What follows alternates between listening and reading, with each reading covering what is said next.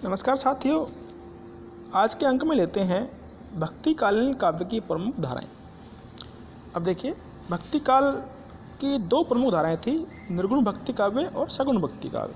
निर्गुण भक्ति काव्य की दो धाराएं थी, ज्ञान मार्गी शाखा और प्रेम मार्गी शाखा। ज्ञान मार्गी शाखा को संत काव्य कहते हैं और प्रेम मार्गी शाखा को सूफी काव्य कहते हैं। इसी तरह सगुण भक्ति काव्य की भी दो शाखाएं थी, कृष्ण काव्य और राम काव्य। अब देखिए प्रमुख इनकी विशेषताएं देखिए। निर्गुण भक्ति काव्य। निर्गुण भक्ति काव्य में अव्यक्त, अनादि, अनंत, अगोचर, अमूर्त, निराकार ब्रह्म की प्राप्ति ज्ञान साधना द्वारा संपन्न की जाती है। निर्गुण साधकों ने भक्ति की सगुणोपासना को माया की संज्ञा देकर विशुद्ध ज्ञान के द्वारा परम सत्य की उपलब्धि का साधन बताया। ज्ञान का एक आधार प्रेम भी है। दूसरा है सगुण भक्ति काव्य। निर्गुण भक्ति के सर्वथा विपरीत सगुण भक्ति में अवतार की स्वीकृति है। आस्था और अवतार को आधार मानकर कवियों ने भक्ति की प्रेम मूला प्रवृत्ति को अभिव्यक्ति दी। ईश्वर के व्यक्त रूपाकार से व्यक्तिक संबंधों की अनिवार्यता जताकर सगुण ब्रह्म के उपासकों ने राम और कृष्ण के अवतारी रूपों की गाथाओं, लीलाओं, चर्चाओं और भगवत कृपाओं का विनयपूर्वक चित्रण उपस्थित किया है। अवतारवाद की कल्पना में इन कवियों ने राम और कृष्ण को विष्णु का अवतार के रूप में स्वीकार किया है, किंतु पारंपरिक आस्था के निर्वाह में इन कवियों ने संतों, विचारकों, दार्शनिकों और कवियों को भी अवतार के रूप में ग्रहण किया है। इसी क्रम में कबीर को ज्ञानी जी का, सूर को उद्धव का एवं तुलसी को वाल्मीकि का अवतार माना गया है। इस प्रकार राम काव्य परंपरा में रामानंद और उनकी शिष्य मंडली में विष्णुदास, तुलसीदास, नाभादास, केशवदास आदि कवियों ने राम भक्ति की निर्मित, परिष्कृति और विस्तृति कायम की, तो कृष्ण काव्य में सूरदास, नंददास, कृष्णदास, हितहरिवंश और कुम्भनदास जैसे कवियों ने कृष्ण भक्ति की महत्ता को व्यापकता प्रदान की। इस प्रकार हिंदी साहित्य का भक्ति काल भारतीय दर्शन, धर्म, संस्कृति और अध्यात्म की पीठिका पर आधारित एक ऐसी संपन्न चेतना का साहित्य है जिसमें मानसिक वृत्तियों की द्वंद्वमय उलझनों से इतर आत्मा का सौंदर्य फूट पड़ता है।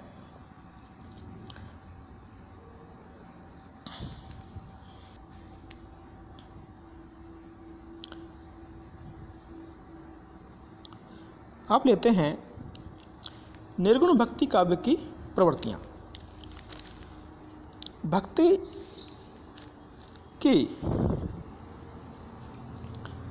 भक्ति की संस्कृत अभिव्यक्ति में निर्गुणोपासना की पारंपरिक गरिमा को स्थिरता देने में पूर्ववर्ती हिंदू साधनाओं और नाथ संप्रदाय की माननाओं ने महत्वपूर्ण योगदान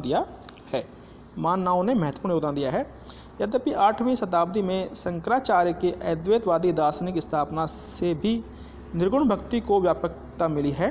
ब्रह्म की सत्यता में स्थूल जगत की अस्वीकृति के द्वारा इन भक्त कवियों ने अनुभूत सत्य को निम्नोक्त प्रकार से अभिव्यक्ति दी है। देखिए, पहला है ज्ञान की महत्ता। एक तरह से निर्गुण भक्ति काव्य की विशेषताएं देख लीजिए। ये पहला है ज्ञान की महत्ता। निर्गुण भक्ति में ज्ञान का तात्विक अर्थ परम ज्ञान या आत्मज्ञान यानी आत्म साक्षात्कार से लिया जाता है। चूँकि इस जड़ चेतन ब्रह्मांड में एकमात्र ब्रह्म की उद्भासना ही परिलक्षित है, इसलिए सभी जीवों में एकात्म की झलक ज्ञान के द्वारा ही संभव है। बाह्य ज्ञान, शास्त्र सम्मत ज्ञान, रूढ़ ज्ञान, वाक्य ज्ञान की अवहेलना करते हुए इन भक्त कवियों ने जन सामान्य को अंतर ज्ञान प्राप्त करने के लिए प्रेरित किया है। दूसरा है अंतःकरण की शुद्धता। संत कवियों ने समाज और मानव जाति की उन्नति के लिए नैतिक और चारित्रिक उत्थान को परमावश्यक माना है। इनकी दृष्टि में व्यक्ति के अंतःकरण में गुम्फित सदाचार, सद्विचार, सद्भावना, सेवा और सात्विक वृत्तियों का प्रस्फुटन ही समाज को अवनति के गर्त में जाने से रोक सकता है।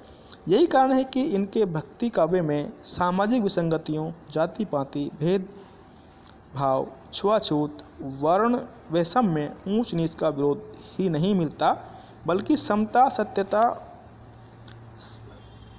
सत्यता, सेवाधर्मिता, सहिष्णुता और परोपकार की भावना का प्राबल्य भी दिखता है। तीसरा, एकेश्वरवादी मान्यता। निर्गुण भक्ति में भक्त कवियों ने यज्ञ, हवन, मूर्ति पूजा, मंदिर परिक्रमा और अन्याय बाह्य पूजा पद्धतियों का तिरस्कार करते हुए बहु ईश्वरवादी मान्यता को भी ठुकराया है। चौथा है सत्य गुरु की अनिवार्यता। निर्गुण भक्ति में गुरु की महत्ता अनंत है। गुरु ही साधकों को अंतर्दृष्टि से संपन्न करता है। यही कारण है कि इन भक्त कवियों ने गुरु और ईश्वर में अभेद करते हुए इन्हें एक दूसरे के समकक्ष ही बतलाया है।